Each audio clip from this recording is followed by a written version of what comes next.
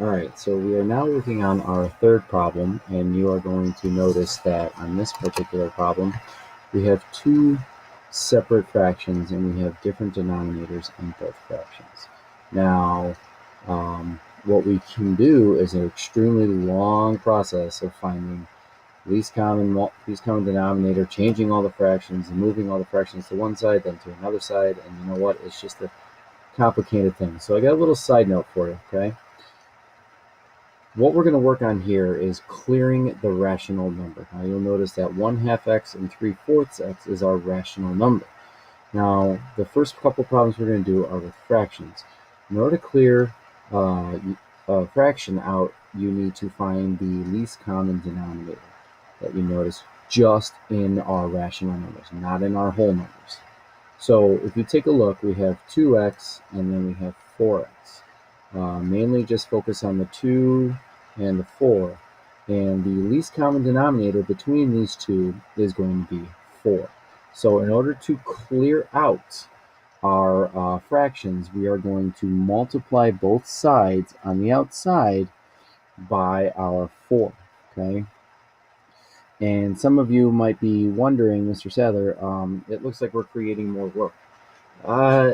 A little bit, but it's not that bad, okay? So yes, we essentially created a problem with the distributive property. So what we're going to do is we're going to distribute this 4, and we're going to multiply it through on the left, which is going to leave me with 32 plus, and if you multiply this 4 times 1/2, you're going to notice that you're going to get, and I'm just going to write it over on the side, you're going to get 4 over 2, which is the same thing as just 2x.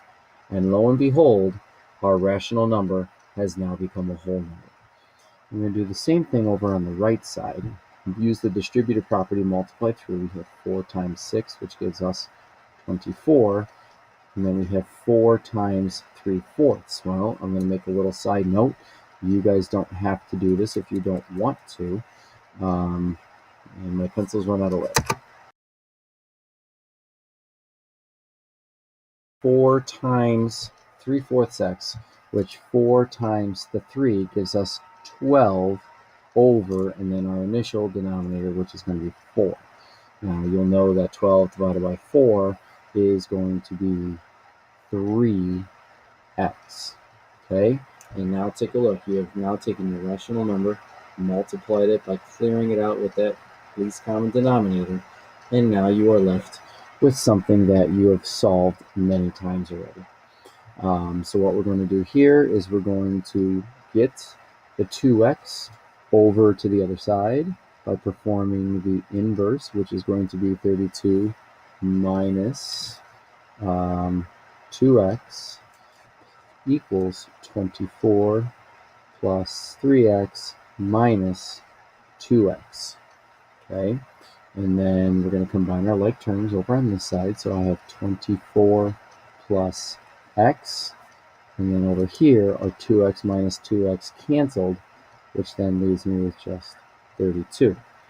Now we need to get this 24 over onto this side. So we have 24 minus our 24 plus x. All I did, bring that 24 down, inverse operation. And then over on this side, we have 32 minus 24. Okay, left with x on this side. 32 minus 24 equals 8. Okay, now you're going to notice, that actually worked out, and it was a lot nicer about than clearing out a rational number than performing all the inverses, finding equivalent fractions, and all that. So please remember, at any point in time, feel free to pause when you want me to try something out yourself.